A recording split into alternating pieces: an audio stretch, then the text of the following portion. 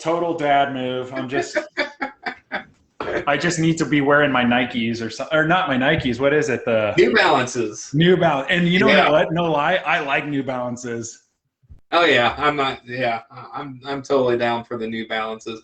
All right, so thanks Chad for joining me on this. I kind of any excuse to catch up with you. It's been a while, but yeah. So for those of you tuning in, or if you're watching this later on the replay, Dr. Chad Johnson, I got to know him a little bit. I learned of him via osmosis for when I was going through coaching through Productive Dentist Academy. And then we had you on our podcast, didn't we? Yep. I had the honor of being interviewed by him on the Everyday Practices podcast. And I think you were one of our first guests, maybe like the first 5. I could be wrong, but for some reason. I think it was later than that, yeah. But probably at least 6 or 7, maybe tops. Yeah, I mean. I don't know, you were early. Top 5 in your heart, but. That's what it is. Well, thanks for having me on, man. What's that? Thanks for having me on.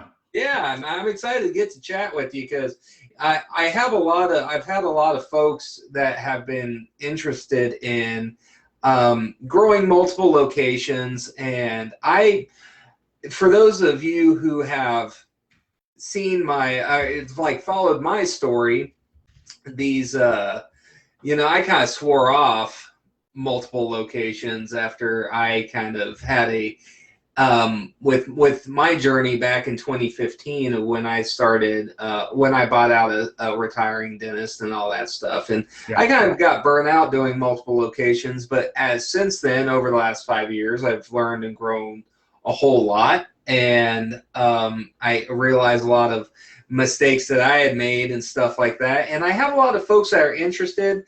I myself will get into the story later, but I myself am becoming more interested in multiple locations, and I thought I respected Chad a lot, and he's a good, authentic person doing things the right way. And so I'm like, there's nobody more that I'd want to talk to about this and kind of doing things in an ethical manner at a high quality. And not just growing things and feeding the machine just to sell out, but somebody who's doing things and growing things the right way. And so I appreciate you joining me. Well, thanks. As you can see behind me, I have lots of books, and so that makes me smart and wise and important. So I'm glad to be here for you. One thing that you mentioned was that you realized your mistakes, and I was going to almost interrupt you and be like, good. I mean, at least you recognize them. Like there's, when we don't realize our mistakes and whatnot is when we get into trouble over time. So good for you for recognizing them and realizing them. So, because I might be trying to do things the right way, but I mean, I'm 41. I might not know until I'm 61 or 71 if I'm doing things the right way or not. I mean, ultimately, right? Aren't we all just we're scientists, we're social experiment entrepreneurs that are just trying to figure out what's the best way to set up our legacy and however we define that. But the question is, I mean, is it the right way right now? I mean, time will tell. So we can revisit this 5 years and 1 year and 10 years from now and look back and say, yeah, it's pretty 80% on, but we're all in the now in our own social experiment. Yeah. So let me, so for the folks that are watching this and don't quite know much about you, tell us about where you practice at and, location. You said you're 41. Where did you go to school? When did you graduate? Kind of give the history. Give us a little walkthrough of the journey since school. Well, for those who don't know me, first off, shame on you. Shame. I'm from Des Moines, Iowa, so I'm doing a very Ron Burgundy set kind of thing. No, but listen, I'm a hometown boy from here in Pleasant Hill, Iowa. Kind of near you. I think there's between you and me, there's a Pleasant Hill, Missouri. Yeah. And so I'm curious if there's a Pleasant Hill, Kansas. We'll have to look that up. I don't know. Right. So I'm from Pleasant Hill. I live in Altoona, which is just a few miles away, but my practice is in Pleasant Hill. And I graduated from the University of Iowa, and I opened up right out of school. And so I was 25 in 2005 with my practice getting started. So I was one of the few that just opened up right out of school. That was back when you really could. I think you still can. It's just a lot tougher than than it would be in 2005. The 2008, 2009 economy kind of tightened up a lot of regulations on that. So it's no one's fault except whoever bureaucrats wrote the regulations. Right.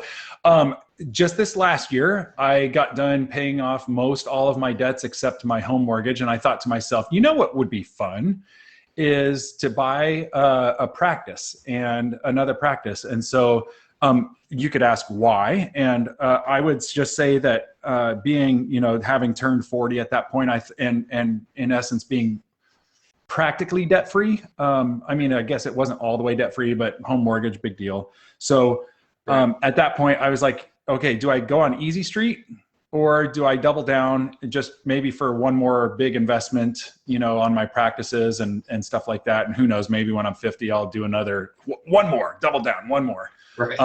But I was looking for a retiring dentist practice. And to answer your question, like my own question, to answer my own question of why, I think my goal was to eventually figure out, could I have something that is investment grade, purchasable for selling someday, and being able to have multiple practices that are all under the same brand, that are following the same system, to me was more marketable in my mind. And only time will tell if that's actually the case or not. So I was looking at buying a practice, and that was not a year ago, but it was more like a year and a half ago. And so it was 2 Octobers ago-ish, something like that, September. And I interviewed, if you want to cross-reference on everyday practices, I interviewed Vinny Cardillo with Victoria Peterson, and he's up in Massachusetts. And I even went up to visit with him about, figuring out how does the DSO model work. And that's kind of his sweet spot. Yeah. And so I got looking into this, and I was like, I really think I can do this. I'm going to buy a practice. And when I was looking at a couple finalists, one of them basically just said, Chad, you've got to buy this. And he gave me a sweet deal on it. And so I was like, okay, I've just got to take this. So I ended up signing, to have a letter of intent and that they accepted for both practices. And I got the loans approved for both because in essence, I, wasn't too much of a debt risk to the bank. And then COVID happened. And wow, I did not realize that. I didn't realize the timing of that. Wow. Yeah. So I don't some people might think, Chad, why are you so dumb that you would buy 2 practices during COVID? And it's like, well, here's the deal. Full transparency. I tried backing out when COVID happened because part of me was just like, I called my attorney. Is there any way that we can back out? And he's like, not really. And I was like, so what happens if we would back out? And he's like, well, they could short sale it, and then they could sue you for the difference, for losses and stuff. And I was like, okay, so that doesn't sound that bad. And and then I got thinking of it, and I was like, you know what? This is all during COVID. And I'm like, how long are we going to be closed? 9 years, 9 months, 9 weeks, 9 days? You don't know. And so it's like, okay, what's going to happen? He said, the only thing that you might be able to get away with is asking if they would delay the sale because the practice is not in working order. Mm-hmm. In the contract you signed that they would hand you over a practice that's in working order, right? Or whatever the verbiage of that was. Mm-hmm. So then I asked them to put it off until May and June, and they both accepted that. They were cool. I mean, everyone was, cool about it within the deal. Right. And so then I, bought the 2, and I had a really good team that and I still do, my goal was what I call business mitosis. It's something I should trademark. But nope, someone just did it and before I did it. But business mitosis is to me like a biologist, and not that I'm but you know, like when you think about a cell splitting off, I thought what I want is a team, and I want everything within that team to replicate and then to split and duplicate. And so that was my model, was, you know, to put them all in the same office, learn from the veterans, and then split off and go and be disciples elsewhere. you know? And so that's pretty much how we did it. If you're not able to have systems in place and have people that are willing to teach those systems and replicate them and duplicate. Replication could imply still within.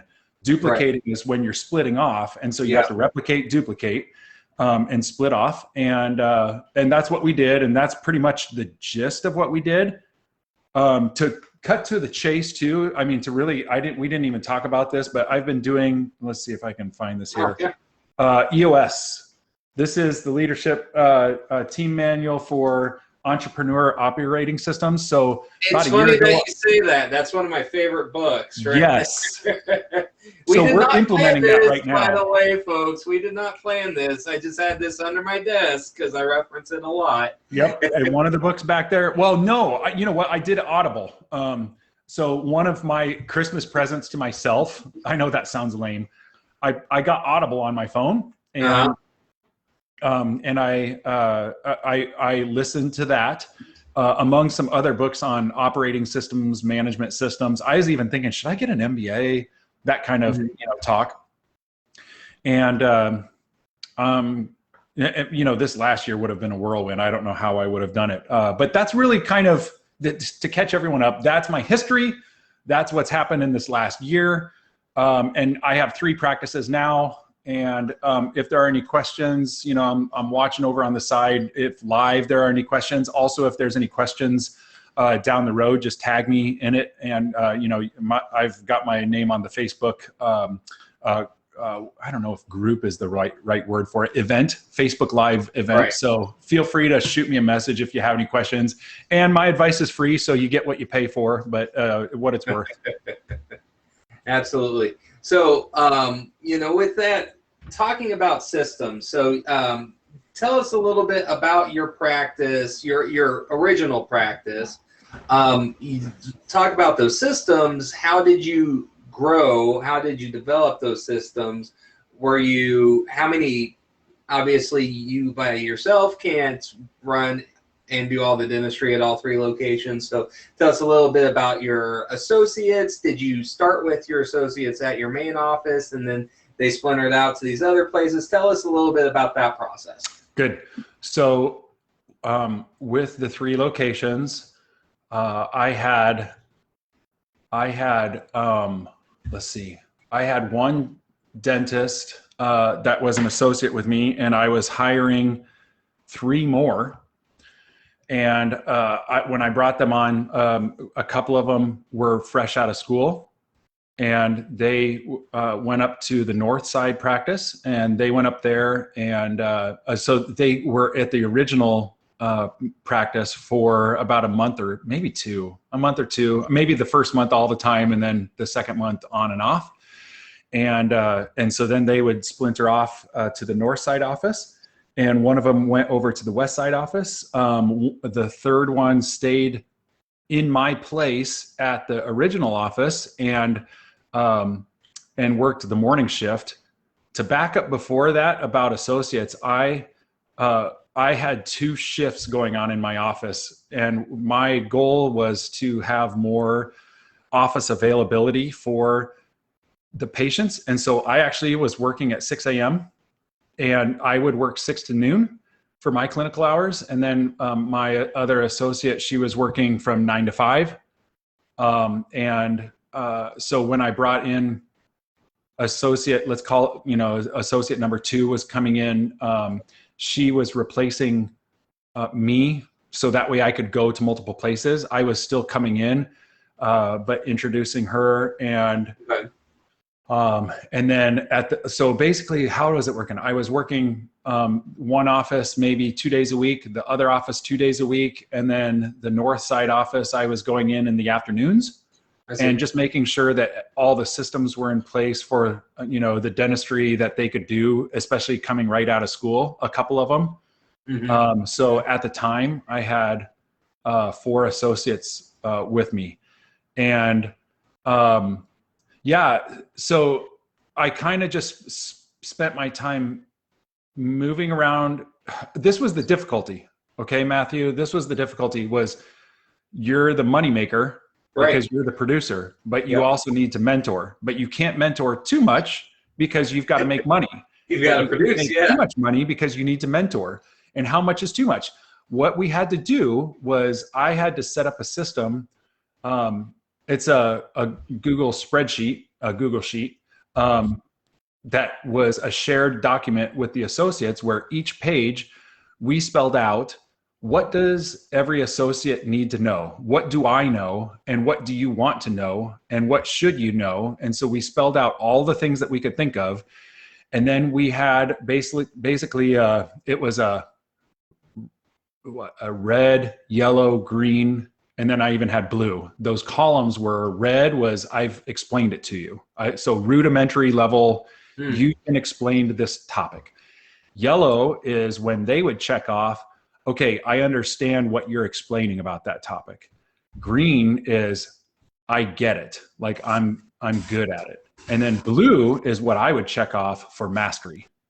When I look at how they do it, I'm comfortable that they're as good, if not better, than where I am in that subject matter. Gotcha. So how did, so with that colors, let me close my door. Hold on just a second. Yeah, let's keep this conversation private. People, while Matthew is away, can you write below how much you appreciate that he's doing this Facebook Live? He paid me to ask you to do that. All right. So with that paid announcement there. So, but yeah, so that's interesting that you did that because that's like if I end up myself growing to multiple locations and stuff like that, it really depends on, because right now I'm the one doing the implants, I'm doing the sedation, I'm doing the orthodontics, both braces and Invisalign and stuff like that. And so I would, the goal would be to grow associates into doing more of those type of procedures as well.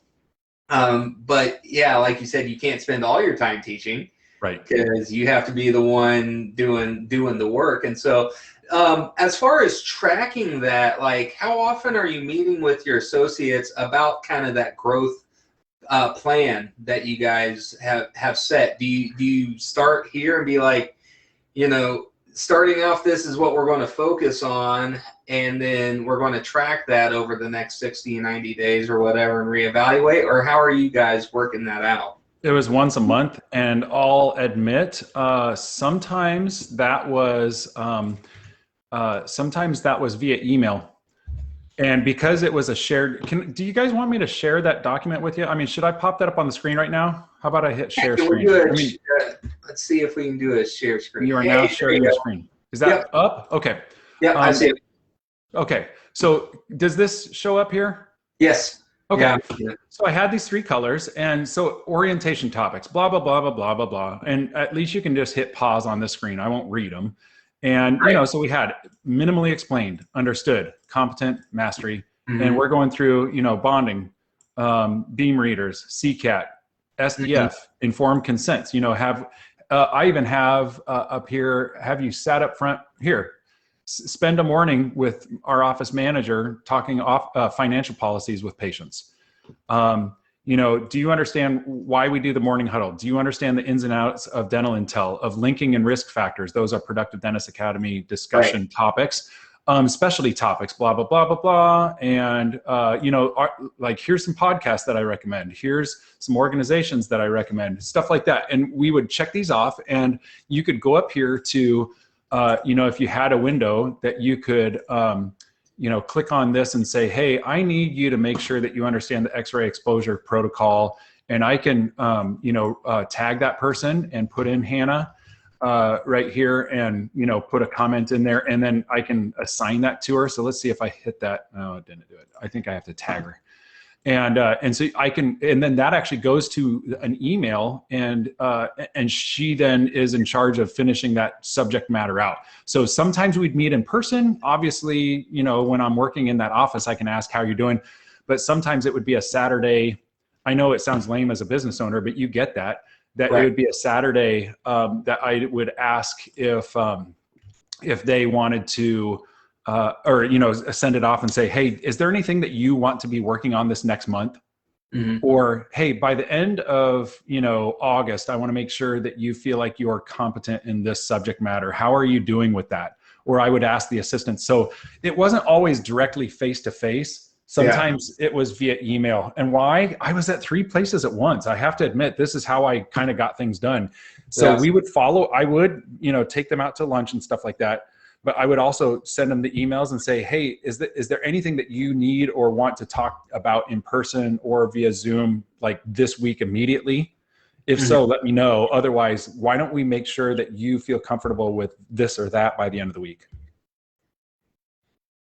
Yeah, and that's real, and that's I think a really nice way to do that. And like, as far as I really like your idea of having the kind of list of resources and stuff like that available too. So with when you talked about duplicating earlier and you talked about those teams, did you have team members from your original core group branch and go to the multiple locations and still? Okay. So EOS, basically I have a lead assistant, a lead, an office manager, a lead admin person, a lead hygiene person, and I was basically the doctor lead. And they were in charge of implementing systems that we need to discuss. They would each have a monthly meeting. So the hygienists have a monthly meeting, the admin, the assistants, and the doctors. We would each have a monthly meeting. Once a month,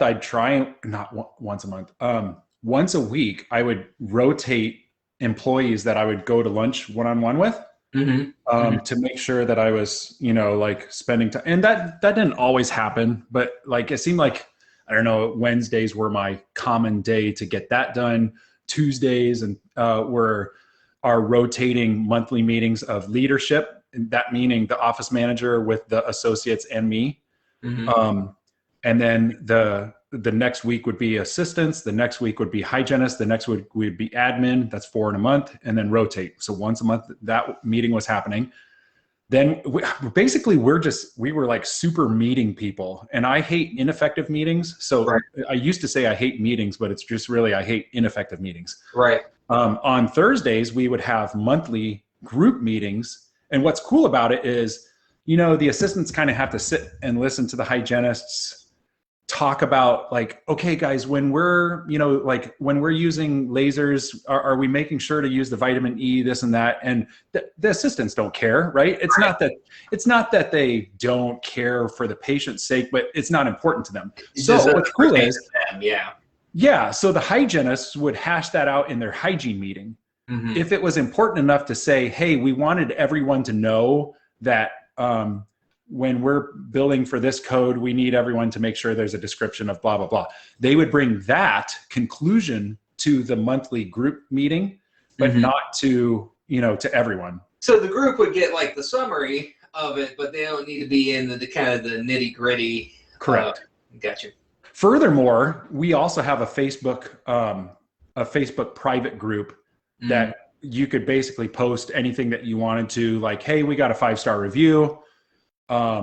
Hey, we need to make sure that we're locking the back door before we leave, just stuff like that, just so those kinds of things, or silly things. I mean, it could be a silly meme, or for example, we're going to the water park as a team coming up this next month or something like that. So, hey, what day works best, click on which one you guys want to make it happen. So it's kind of our HR page. So checking to see if we have any comments or any questions just yet. Bet we have hundreds.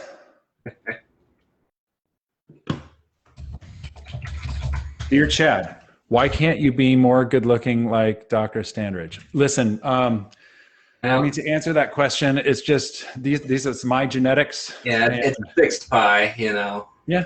There's what can you do? So much to go around, right? I try and put this light on here to make me glowing. But... All right. So yeah, with that, like, what has been, I kind of like to get into a little bit to the both the wins and the struggles, like, because I know jumping, I didn't realize that you had jumped from basically 1 to 3. I thought it was 1, 2, 3. Yeah, just completely hurdled over this, that, and 2. Who does 2 practices? If we're going to do this, we're going to go jump right to 3. Well, interestingly, I called Mark Costas, and great guy. I mean, not only is he inspirational to listen to, and you just go, man, is he awesome one-on-one? Yes. Is he awesome in front of 1,000 people? Of course, everyone knows that. But is he also awesome one-on-one? Yes. Right. Why? Because he just has his act together. Okay. Right.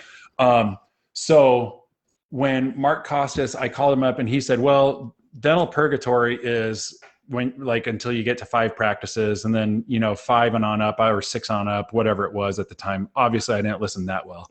But he just said, when you get over 5 practices, then things start getting easier because of economy of scale. You have a CFO, you have a CEO, you start outsourcing the jobs that you are doing. Yeah. Just like when you own one practice and you're, day one, you're doing your own accounting, you're doing your own this and that, and you're trying to save money. And then after a while you go, I should maybe pay someone to clean the place on the weekends. And you start splurging on that. But then it's a trade-off of, now I have time with my family and everything like that. And then when you start buying extra practices, you go back to, okay, so now I'm going to need to drill at 3 practices. And you try and pass stuff off, but of course, it's a kind stroke to your ego, but people want to see you. Right. Well, you can only do so much. And so you try and pass it off and they go, well, then I'm leaving. Some people are like, oh, whatever, I don't care about you. And that doesn't stroke your ego. And then there's other people like, I can only see Chad. I can only see Matthew. I've got to see him. And there are some things that only you can do. Right. And you hope that the associates can learn. And I would explain to them that I wanted to shorten the curve by what took me at this point 16 years to figure out. I could probably have someone accelerate and learn it in 4. Right. If they wanted. Mm-hmm. Because I could just tell them which stupid classes to avoid. To do so, they can't. Yeah. I mean, you can be the world's best mentor, but if they're just looking for a place to check in and check out and kind of do their fillings and crowns, and that's about it.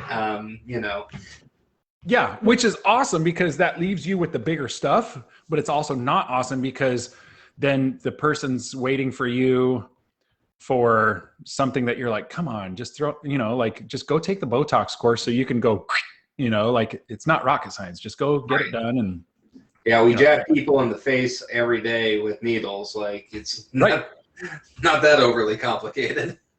To get to your point though, I'm willing to talk about it. I think what added to my difficulty too was when COVID happened. I had been getting rid of some of my insurances. And so when COVID happened, I got thinking, I was like, our variable costs are going to go up. How with PPE? Right. So if more volume is going to lead to more expenditures and more expenditures, then volume to me isn't the game. I'm out of this PPO. Yeah. I wrote Delta a letter about after week 1 of being closed. So we closed, I think March 18th or March 19th, something like that. I remember, I think I sent them a letter on the 25th or 26th. So it took me about a week to get up the courage. I told the team, we're dropping it. We're dropping the last insurance. We're going full fee for service. So to make matters more complicated, I had 2 practices that I was just about ready to purchase.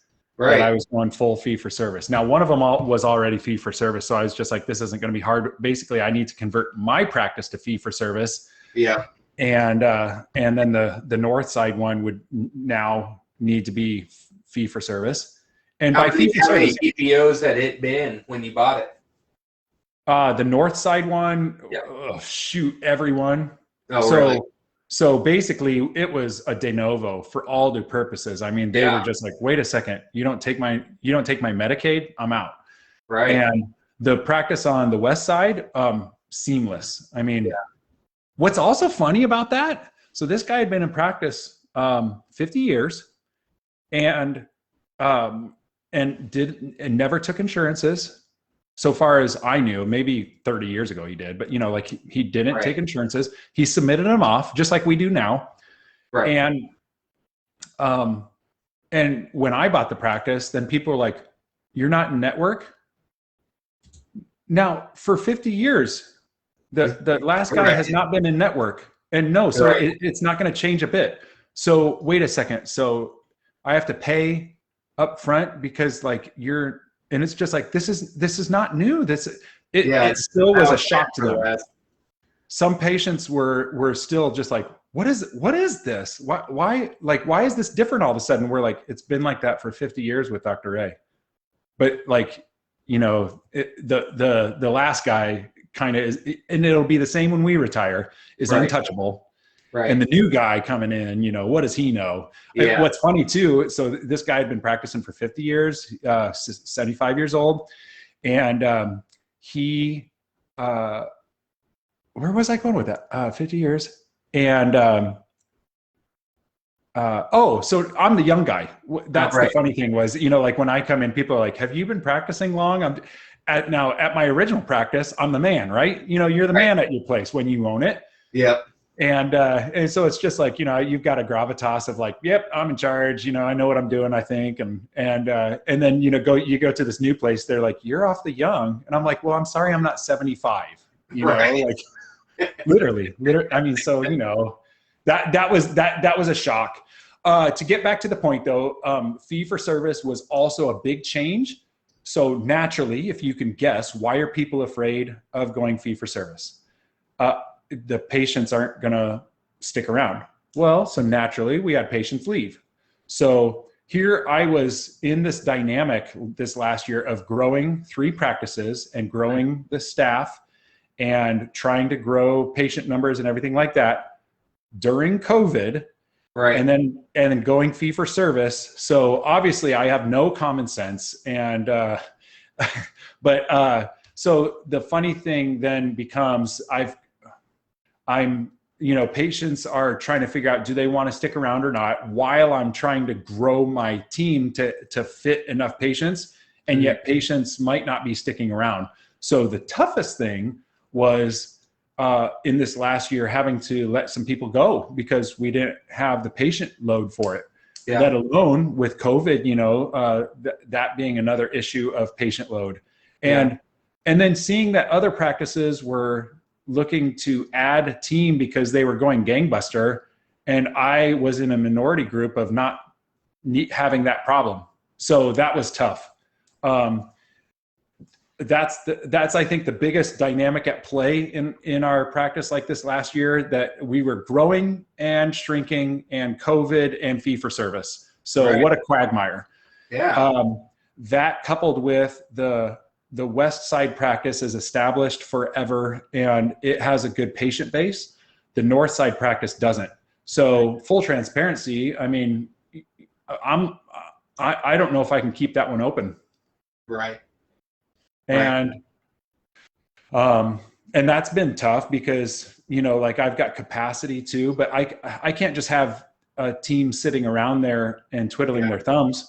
Yeah. So, we've done that for over a year now, and there comes a point where it's just like, we can only be there so many days a week. Yeah. And then people go, well, if you guys can't, so it starts to become this self-fulfilling, self-defeating prophecy where it's just like, if you're not there all the time, then patients won't want to come. Yeah. And if patients don't come, well, then we can't be there all the time. And if we're not going to be there all the time, then they don't want to come. Yeah. And so it's tough. But, this last year we were just sitting around waiting for patients to return.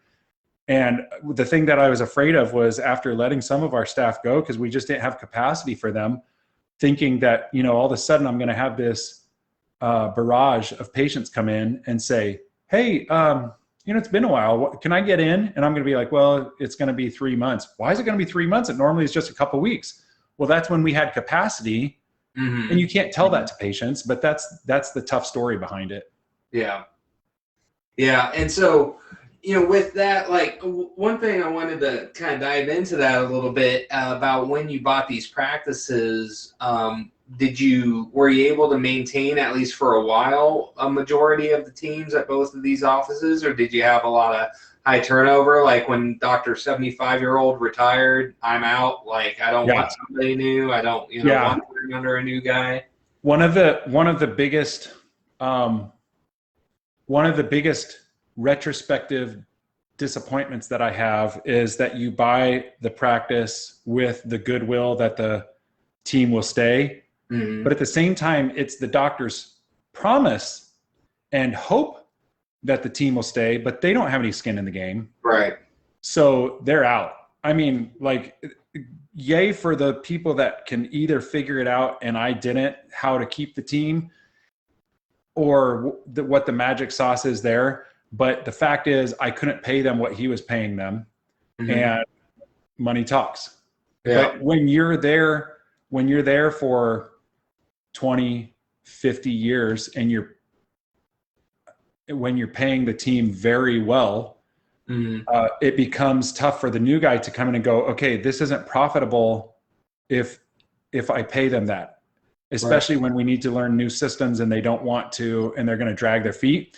So, but the retiring doc goes, how can I not pay them this? I need this team because they know the system of what we're doing. Yeah. So they're invaluable to him, but they're not invaluable to the new doc necessarily. Now, the cool thing is when it works and it dovetails well, because I've heard stories of that. I just now have had a personal lifetime story that it just didn't work that way. So I'm not saying it can't work that way, but you're also not promised that it will work well. It just, it's kind of, best wishes, kind of thing. I don't have that figured out yet. Yeah. And that's been my experience as well, is that it sounds great to be inheriting a team that was with this doctor 20 plus years, but then that's 20 years of all of a sudden things staying the same and then all of a sudden changing. And it's like that, it's that much more of a departure. Right. If they were just with that doctor for 5 years, they only have 5 years of backstory, and then with with a big change compared to 20. And so that's tough, because all the offices that I've been approached to about their team has been fairly long lasting, 10, 15, 20 years.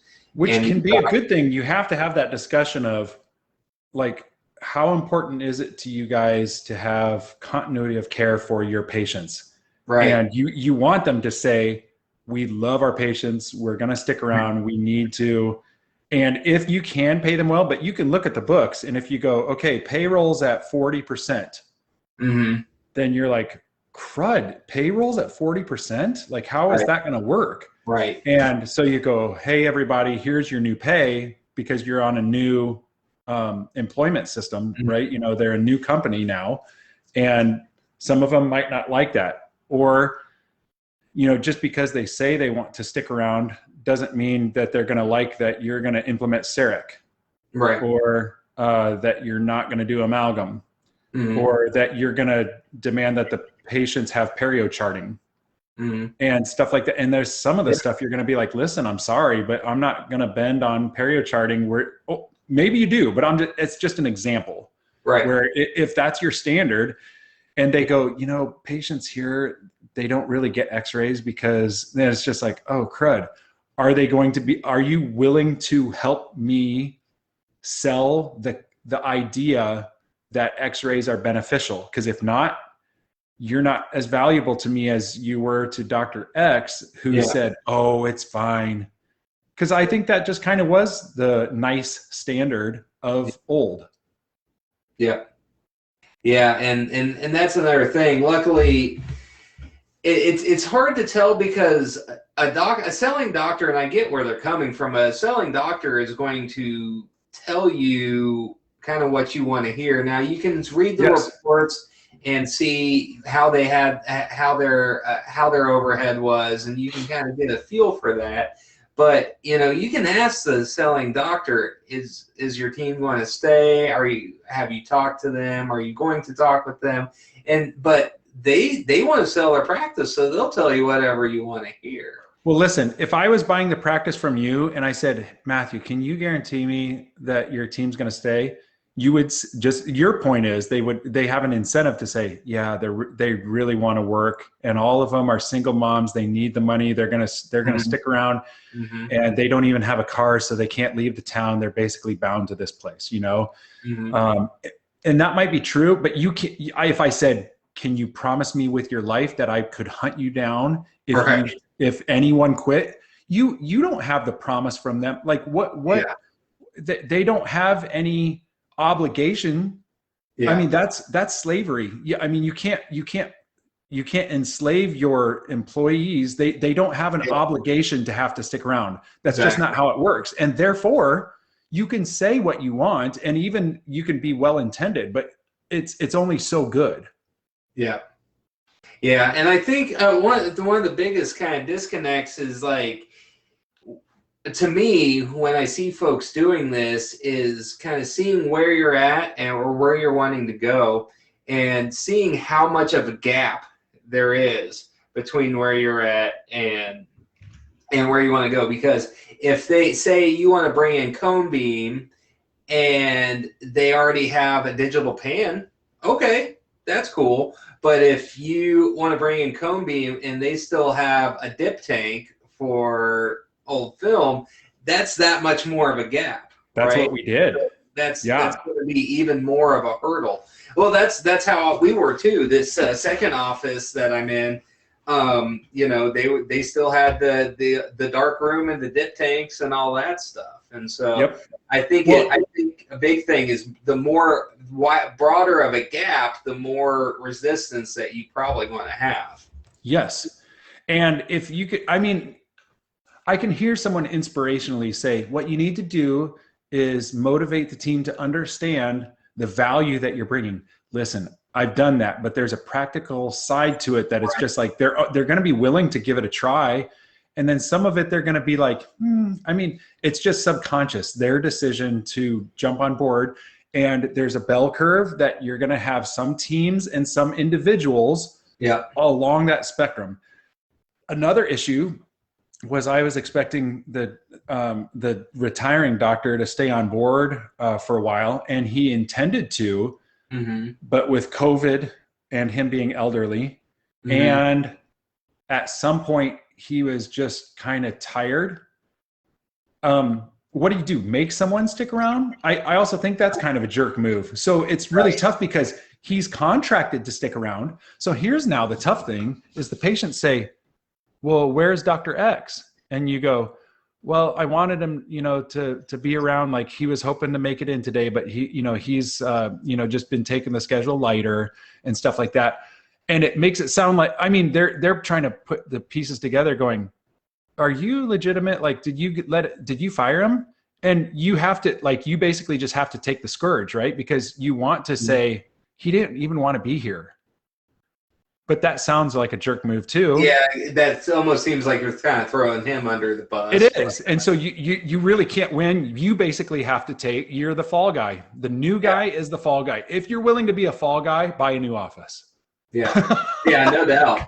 Because it's going to happen. And you just have to have, like, listen, us dentists, we have thick skin and we have thin skin, right? There's some places that we're really thick skinned and we take it with a smile. Hey, I hate you. And you go, ha, you're awesome too. I love you. And then there's other stuff where it does hurt. And, and we deal with it. And you see that on Facebook forums, like, it really bothers dentists that people want to spit off the side into a cuspidor when they don't when you have a low volume suction. It's just like, come on people, keep up. But it's just like, well, we get bent out of shape about little things, and then we're really thick skinned on the good stuff. But you will test your thick skinnedness when you buy another practice. But I still think it's doable, and it's been fun. I'm trying to lay it plain that there were some rough patches through this. I'm probably dumb enough that I'd probably do it all over again, and I'd probably about do it the same way. So I'm just an entrepreneur through thick and thin, and that's just the way that I am, and it is what it is. Well, and one thing that I kind of see is because you'd mentioned DSOs earlier. Yes. And I really do. I love private practice, and I love that type of care, but it's getting harder and harder for like a solo, especially solo practitioner, but yes. a single location to have those economies of scale to really have the greatest equipment, the greatest technologies, the supply costs, the lab costs, and all that stuff. Especially when we're PPO. Exactly. I mean, we're getting pushed by a lot of different ways. Right.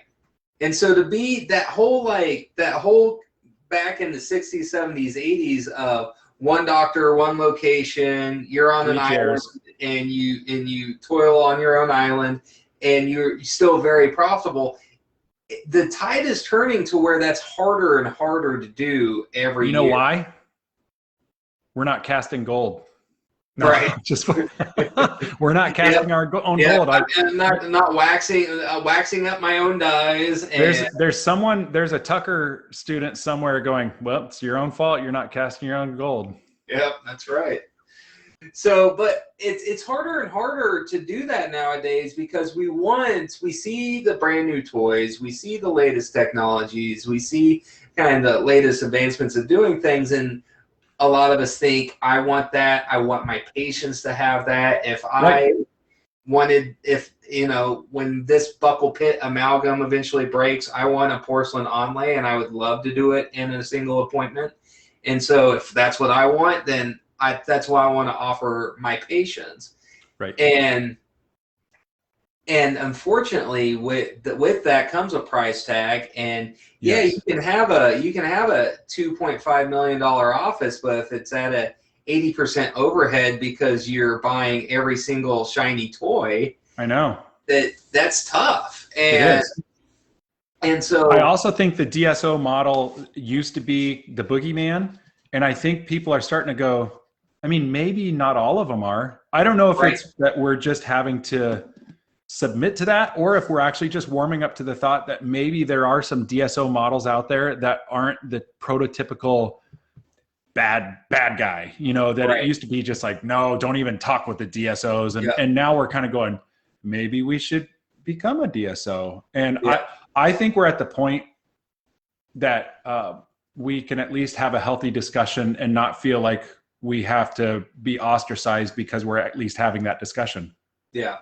And I think it's just like everything in nature that you have the extremes and then the truth is somewhere in the middle. And I think that's the same thing with DSOs, because there are plenty of I'm not going to name names, but there's a few that I want to send my enemies to but at the same time, you're seeing more of them that have what seems to me a little bit more of an ethical practice model. That's right. They're doing things the right way, that they're having a good standard of care for their patients. They're not overselling, but at the same time, they're keeping a high quality. Yeah.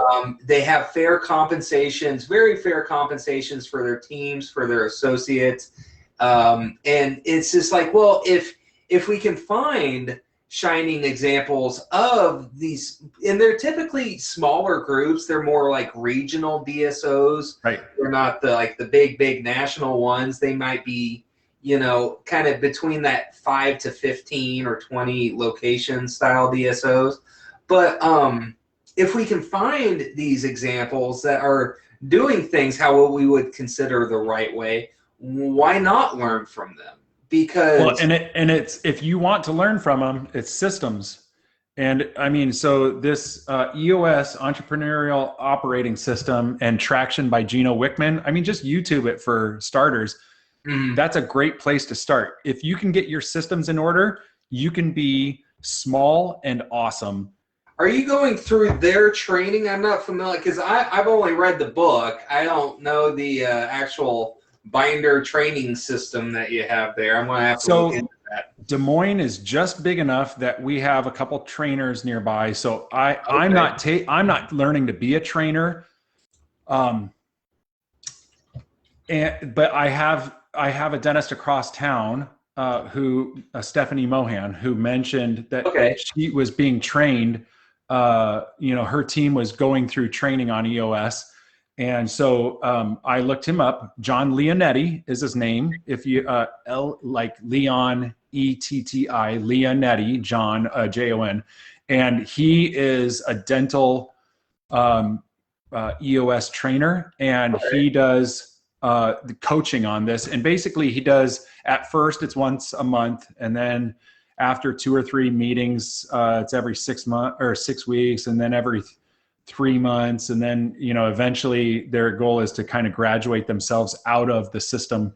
And even our dental construction company around here called Downing Construction, I was talking with the owner, Joe, and he was saying that they do EOS. A lot of places are doing EOS, and if you want to figure out who you are as a business, what you're about, what your vision is, what you stand for, what your culture is about, how your team is organized and everything like that, then we spell it out in EOS training. There's a focus day, there's a vision building, and then we do now, I just started implementing our first quarterly state of the company address. So we go in and talk about all the things that we're trying to do. I have a leadership team that gets together for a 90-minute meeting, and they set up the structure for that once a week. And we discuss what things do we need to get done, what are our 3-month rocks that we're trying to get done, what's our BHAG, what's our big, hairy, audacious goal, what are we trying to get done, what's our 3-year vision, what's our 10-year vision, and then we work it backwards. What's our 3-year vision? What's our 1-year vision? It's the same thing that you learned about in the book, but it's basically saying, I'm going to hold you accountable to thinking out what are you about? What do you want to be about? What are you actually about? And how do we make up that difference? Well, and we both know that we're prone to, we see the value in coaching. And we see the value of having someone, an unbiased third party, giving you that feedback and keeping you accountable and all that stuff. So I think there's real power in that. And so, well, I'll say that 10 years ago, I started warming up to the idea of coaching. I had an associate at the time who was leaving, and she said, I think you should check into coaching. I think it was her nice way of saying, Chad, you don't have it figured out. And I thought to myself, that sounds like a horrible idea. And you're not a business owner. What do you know? And the way I looked at it was consultants. This is, for better or worse, this is the way I saw it. Consultants, you pay them. They tell you what to do. They have no skin in the game. They leave with the money. And whether you implement it or not, they win. And that's the way I saw it. And so I just wasn't interested in coaching. I just thought, why would I pay someone $30,000 or something ridiculous, $60,000, $5,000, $100,000? I don't care what it is. Why would I pay them when I can think of it myself? It shouldn't be that hard, right? It's not rocket science. It's just running a business. It's just running a small business. Read a book or two if you want, but this can't be that hard. No, it kind of is. And no, it's easy, but no, it's hard. And so I warmed up to the idea of coaching. I started looking more into it. And I tell you, Bruce Baird, when I watched his videos on YouTube, I was like, this guy knows how to talk to people and how to read people. And he knows people. If it wasn't dentistry, he could do anything that he wanted. And that's when I was like, fine, I'll check into this coaching thing. And I warmed up to checking PDA out. And when I signed up for the coaching. At first I went to a workshop and I was, it was Baron Grutter who said, you should check out PDA. And so I was like, okay, I'll go. He said, but take your team. Mm-hmm. So I was like, fine, I'll take my team. And so I took the team and I was like, we can implement this on our own. Let's go ahead and implement this on our own. And about 2 months later, after trying to implement it our own, I called and was like, hey, we need to do coaching, so we got signed up for coaching. And I thought we'll do this maybe for a year or something like that. Here I am 7 years later, I'm still doing coaching, and now it matters more than ever. Right. I've really got my act together, and I don't want to say that I've arrived, but where I was 7 years ago was at the beginning of wanting to change.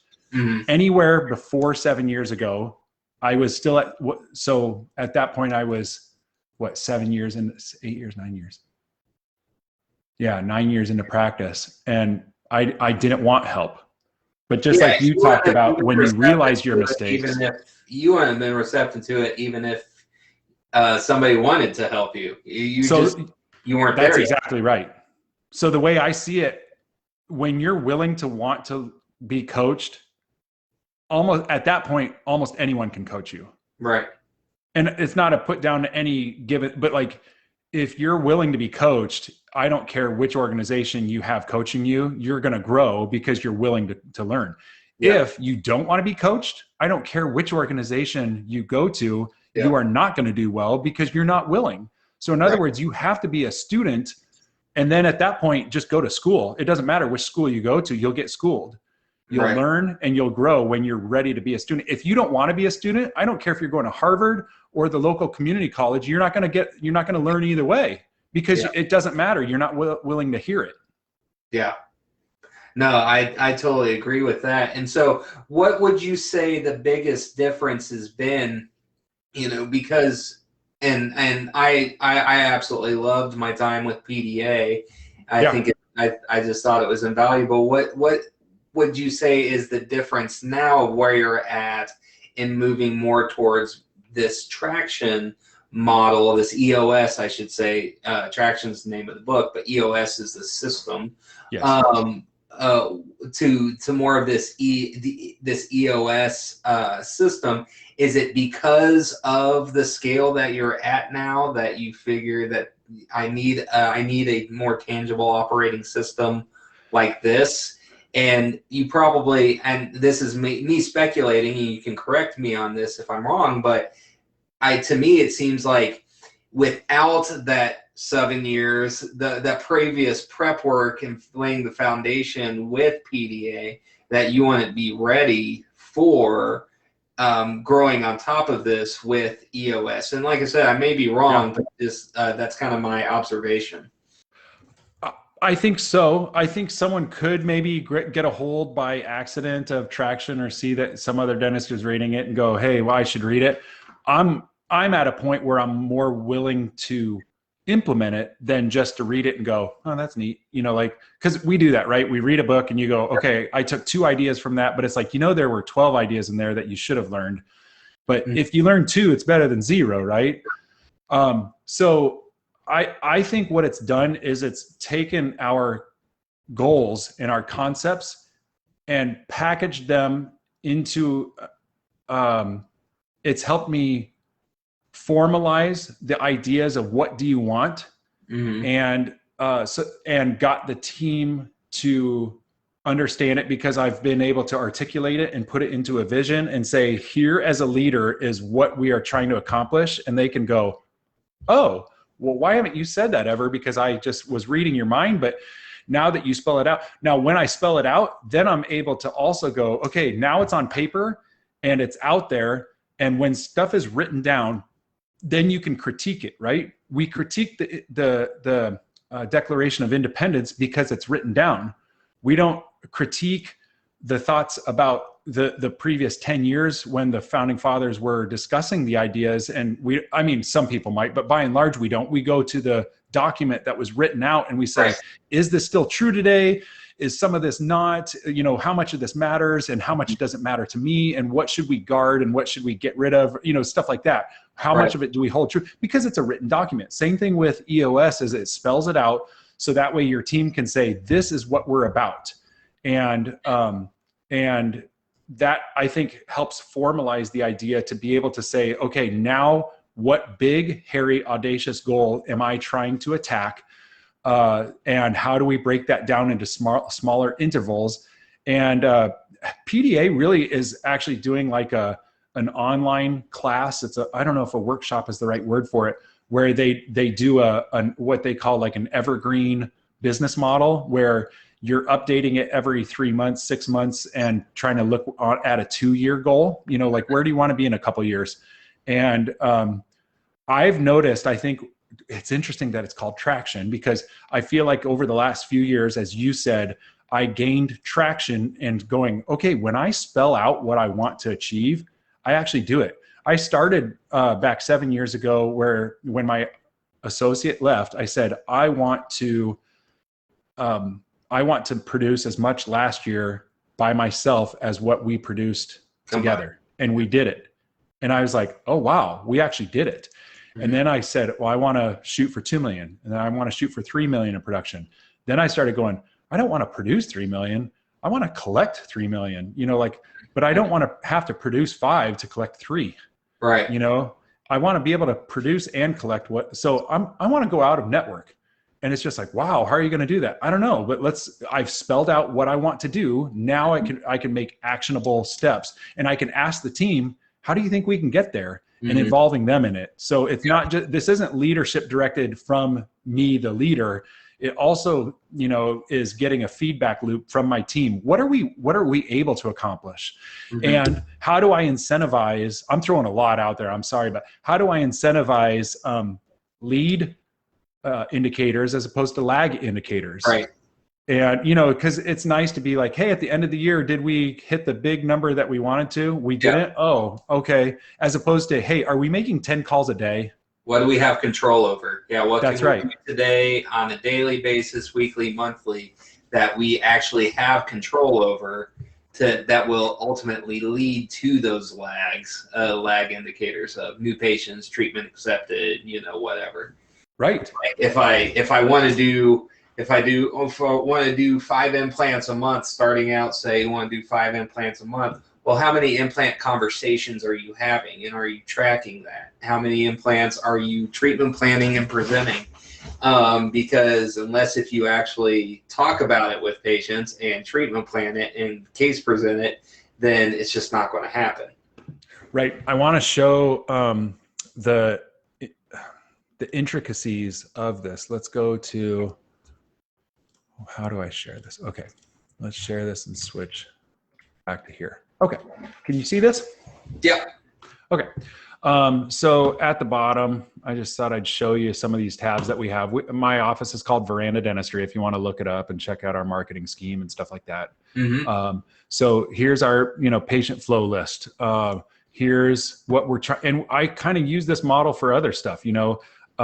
This is our marketing lead job description. This is our office manager job description. Here's our organizational chart about who's working where. We've spelled out who are our team leads.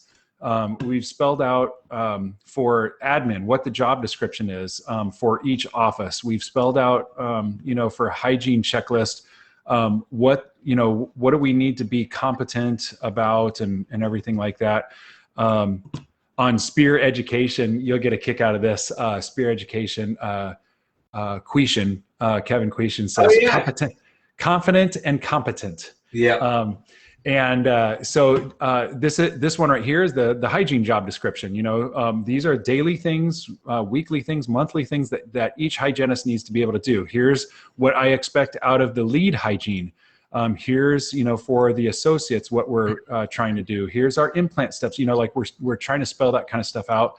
Yeah. When we started implementing it into EOS, one of the things is, what's our company scorecard? What are the stats that you would look at on the back of a baseball card? You know, what rocks are we trying to accomplish to where at the end of 3 months that we've got done? And, you know, you've got personal rocks, you've got team rocks. to-do list, that we're just trying to do some, like simple, get these things done, then here are some of the things, that we've done for the issues list that basically IDS is identify, discuss, and solve, where you're trying to come up with the solutions. This right here is our accountability chart that says, who's in charge of what, who's leading, managing, and assisting what. And at the top is there's your visionary and the integrator, and then the leads and stuff like that. Nice. So actually spelling it out matters, and being able to, to put that out there. When I did this for, let me see if I can't find that. I'm sorry here. When we did that for, so I came up with Productive Dentist Academy. It was along the lines of EOS that basically I think whetted my appetite when I concomitantly read Traction. Was we were talking about, here's my top 5 priorities. What are our core values? What are our business priorities? What are we expecting out of the patient experience? What's my mission statement? What's our standard of care? What production are we trying to hit? And, so what is your 10-year dream personally and professionally, for the offices and stuff like that? Then we took these and we spelled out, okay, what are the problems for getting these top 5 priorities done? And we listed them out here, and we said, okay, so those are the priorities. What are the problems to getting those done? And what are the solutions to getting those done? And then we also we highlighted as a team, which ones did we think was the most important? I'm serious. We spent days hashing this out. Okay. Yeah. And then as we spelled it out for our KPIs in each office, what are we trying to hit? And then we did a 24-month goal. And I spelled those out personally, clinically, operationally. And then we go over, I say, okay, if in 24 months we're trying to accomplish this, what are we, how do I get there within 12 months? And I spelled it out. No, notice the list is longer because some of these I was like, there's 2 things that I need to do in order to get that done in 12 months. Here are my 12 months goals. And at 12 months, if that's what I want to do, how do I get there in 6 months? And I went through on the 6-month one because that's where I was at, and I was highlighting them. Red, not important right now. Yellow, we're kind of getting there. Green is we're golden. We're on track. Yeah. And so that's also another EOS kind of thing. Are we on track, or do we need to drop it down and discuss more? Those 6-month goals, now this list gets longer, and then the 3-month goal starts getting even longer. And then on that, you go up here to the action plan was okay, this next week, and I started setting it to who, what date, is it completed, any of the obstacles, are the goals smart, specific, measurable, achievable, relevant, timely. And then I'd have my coach go through this, Carrie Miller from PDA. She was looking this over, and I would take notes, as we would talk through this action plan. And the cool thing about doing it on Google Sheets is you can share this with whoever you want. So that way they can go through and solve these with me. Mm-hmm. So this is diving deep, and that's a way overused term right now. I can't stand it, and I just used it. But I just thought I would get into the weeds to show people, are you getting super specific on what, or are you just going, I just want to treat people right? It's just that's cute and that's a great goal, but how do you get there? And how does your team know what that means? What if your team, slaps the patient on the butt when they're leaving and says, hey, thanks for coming in today. And they said, what? I was just treating them right. And it's okay, I don't know if we're all on the same page. Yeah. What does treating them people right mean? Mm-hmm.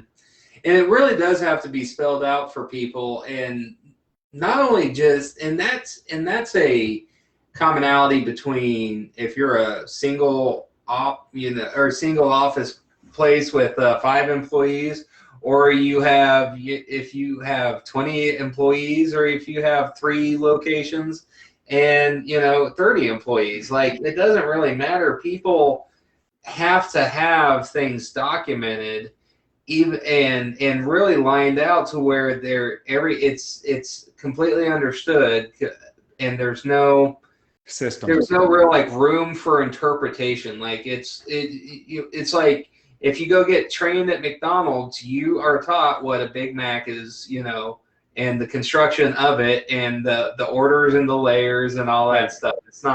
It's special sauce. It's not, oh, well, we season it. Okay, we season it with what? No, it's special sauce. It's not ketchup, and it's not ketchup and mustard. It's special sauce. That's right. And so it has to be laid out like that, or else it's not a system.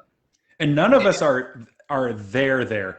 I think there's some of those dentists out there but they're probably not watching, podcasts anyway. They've got life figured out and they're on a beach somewhere. Right. Most of us are trying to figure out how can we get better. And honestly, I don't think you have to spell that stuff out. I think you can survive in mediocrity, which I did in perpetuity for 9 years until I started 9 years. Yeah. Until I started. So my first 9 years, I was getting better and I was, going to conferences, something that you used to do. And, I was learning. It's coming back. Yeah, but it's not how it was 20 years ago and 10 years. I mean, it just isn't. And that's okay. It's different. But I was getting better. So don't get me wrong. I wasn't shooting for mediocrity, but I was not crystal clear. And I think 10 years from now, I would look back and say today, I'm not as crystal clear as I will be 10 years from now. Because why? Because we're busy and we're humans and we're messy and we're lazy and we don't get it done the way that we should, even though we're sure trying. I'm proud of everyone for trying, but we can only do so much in a week. But do you have a team to support you to implement crazy systems? Is the only constant in your office change? Yeah. And how is someone going to keep up with you? I mean, you're always progressing, and I'm the same way. But for the docs that are always pushing, for the person that's pushing, how does this person that graduated and is doing the same dentistry going to ever make up that chasm? Right. How are they going to make that chasm up? I don't know. I mean, I think they can, but it's way easier to do it while the gap's only this big. Yeah. No, that totally makes sense. So I would say because we've been going about an hour here, wrapping up, what has been kind of your biggest lessons learned since this whole thing over the last year or so of growing to offices? And then what are some of your biggest wins? Because you said you would repeat it, you would do it all over again. And, we got into a lot of the struggle earlier, but I'd like to kind of end on a little bit of a high note. What are some revelation that you have had and insights, and how has this helped you to grow in your either fulfillment or monetarily, lifestyle? Sure. Like how has it been a win for you? Well, personally, I'll tell you, I mean, my 2020 income sucked compared to the year before. I mean, so I'll be transparent enough to say, some people would be like, man, I made twice as much during the COVID year. It's like, well, good for you. Listen, I'm proud of them, but I didn't. And that's okay. I mean, you can have a bad year, right? If there's a bad year to have, last year would be it. And It's okay. And, so let's just call it as it is. Some people were winners. Good for them. I'm happy for them. I just wasn't one of them, but I survived. Right. And the take home that I would put out there from last year is that I learned that your team responds to your leadership capabilities. If you step up, they admire it and they will respond better to it. I'm learning that more and more. The next thing that is awesome in my life, I guess, is I spend time with my family, and I really let's not boo-hoo. I worked this last year hard. I did extra clinical hours because I was working 3 offices, and starting in March, having been 1 year, of COVID, I started dialing it back again. And I work 24 hours of clinical a week. Big deal. That's awesome. I mean, with other people, I'm sure they're working more than that. I'm at 41 working part-time clinical for all due purposes. Right. And then, I work out and I spend time doing that, and I'm not saying that's brag. I'm just saying that I find time for myself. So that way I'm a better leader altogether. I'm doing more Audible and more reading and stuff like that. I think the older I get, the more I realize that time is short. And another 10 years and I'm at 50, and another 10 years I'm at 60, and I'll blink and I'm at 75, just like the retiring dentist. That if I could make those years impactful with systems and with surrounding me with great people, that's what I'm doing. And so, I mean, yeah, just 2 weeks ago, I finished a half Ironman. And I say I finished, I didn't succeed. I didn't do well. I finished. But the fact is I finished. It's like, as you tell somebody, you tell your friends, you know, I'm going to run a marathon. Oh, are you going to win? Like, no, that's not the point. Like, yeah, I'm going to win by finishing. I'm just going to get through it. So tonight before dinner, I went on an hour run, and I was shocked because I was like, I didn't think I don't like running, to be honest. I like the swimming and the biking. Everyone kind of has their ups and downs. My running, I can't stand running. And, but here I was tonight, and I was like, this is funny. The event is over and I'm still running. What am I doing? You know? And I thought maybe I'm a closet runner advocate. I don't know, aficionado. Other wins, you know, so more family time. I sleep better knowing that I've got systems in place. I don't know. I'm an optimistic guy in the first place. I think life could throw me some cruddy garbage and I would make the most of it. Yes, I had a rough last year, so I don't want you to think that I'm delusional that, you know, last year I was happy and didn't worry about my business. Yeah, I worried about my business. I did. But I also took action. And the cool thing was, so I'll tell you what, my collection production ratio before I dropped the PPOs was around 63%. And you could change that by just dropping your fees. I mean, so you could make it 100% by dropping your fees if that, so I get that it's an arbitrary number, right? But the number where I set it to where it's like, okay, this is 80th percentile on my area. And this, I feel like this is a fair fee for this or that. In spite of the UCR from an insurance saying that an implant should be $1,000, that's ridiculous. And I think they're lying, and I'll say so. Because it's like, who's doing, like, if it's an average and it's $1,000, who's doing the $0 implant? Exactly. What you're lying. It's just a lie. That usual, customary, and reasonable. It's not those words. It becomes the UCR becomes just a letter, just like the NFL and NBA. And it's just like, it's just letters now at this point. So off my high horse on that. But now our collection production ratio is 91%. I think I saw for this year. Nice. So when you go from 63 to 91%, that's a 50, close to a 50% increase in your collections. Yes. That can be offset by the people that you lose. Right. I get it that you're going to lose people, but you have to go, okay, if you're only collecting 63%, it means you could lose 37% of your patients. Right. And if you're collecting 100% of 63% of your patients, as opposed to collecting 63% from 100% of your patients, it's the same number. It's the Kodak study. Yeah. But everyone has a break-even point. And if you know that number and you're willing to gamble, why was I willing to gamble? I think I just was tired of it. Yeah. And we didn't do it in one fell swoop, but over time we have titrated down, and with PPOs, we just dropped a couple months ago Delta PPO. We're Premier still, but we did it in that. But it's been interesting to see like how much I'm working as far as me doing backbreaking clinical dentistry, because we started off and we were PPO, tons of PPOs, Kansas Medicaid.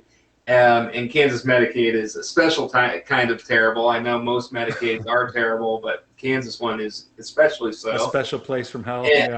And so, you know, my total write-off, you know, was about 45% or so. Right. And now we've got it down. Last month's total write-off, and this is including our membership program that we have. Our total write-off is down to 18%. And the amount of work that I'm having to do, that's right. Comparatively, so it's just night and day difference. And so I think, like, really moving forward, you know, I don't know how much longer dental insurance is going to have a stronghold over the public psyche, because people think, oh, I have to have dental insurance, or I can't go to the dentist if I don't have insurance. But the fact that premiums keep skyrocketing and our reimbursement is level, stagnant or plummets, and the patient benefit, their annual maximums certainly don't go up, or if they do, well, it's up to us as dentists. If we tolerate being, what's the nice way of putting it? If we tolerate being beat up by insurances because we're afraid that people will leave us, and therefore it will show off that we aren't as liked as we hope we are, because that's what it comes down to. Fear of being told indirectly, I don't think you're worth the extra $5. Right. And therefore, we would rather stay in network because we don't want to find out the truth. And if we do that for all eternity, then insurance companies can do whatever they want with us. Absolutely. And I came to a point where I was just like, you know what? If my second grade teacher doesn't want to come to me anymore because I'm not worth the $5, I will let my feelings be hurt, and I will grow thicker skin, and I will go in the afternoon on a run. No doubt. No doubt. So, Jed, I really appreciate you jumping on with me here. Like I said, we've been going for about an hour, and we could keep talking, but we could probably right? I mean, I know both of us nerd out about this stuff enough. We could keep going, but yeah. So, as far as anybody who has, what's that? Heck yeah, we could. Anybody who has questions for Chad, we'll have this up on Facebook and all that stuff. I'll be watching.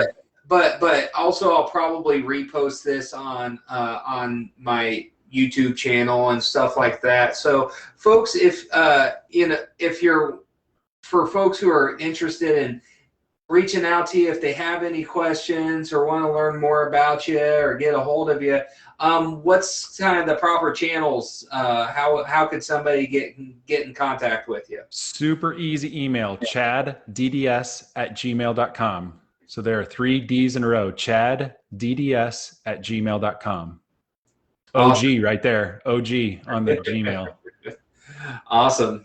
So yeah, and like I said, I really appreciate you jumping on here, and you really, I enjoy going out to the weeds a little bit. I thought it was awesome that you had this stuff just kind of queued up for screen sharing, and I wasn't expecting that. And also, I really enjoyed getting into this because that was unscripted whatsoever. It's just it's just so funny how that worked out.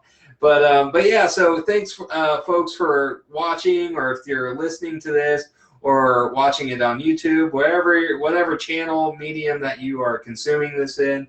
And I hope you saw value, and I really appreciate you, Chad, for jumping on here with me and you bet. Nerding out for an hour or so. I have a closing thought for all the dentists, especially the ones that are listening to audio only. Behind Dr. Matthew on the back on the whiteboard, it says, "Have a great weekend, Dr. Awesome." So for those listening, have a great weekend, Dr. Awesome. There you go. All right, man. Good hanging out with you. Thanks for bearing through whatever 90 minutes if you're a listener. And get a hold of me, chaddds@gmail.com. Also, get Audible and start listening to stuff. Yeah, absolutely. Boom. Go for a run while you do it. Go for a run. All right. Take care, guys. Thanks, bud. Yeah, you have a good rest of the night with the fam. Yeah, will do. You too.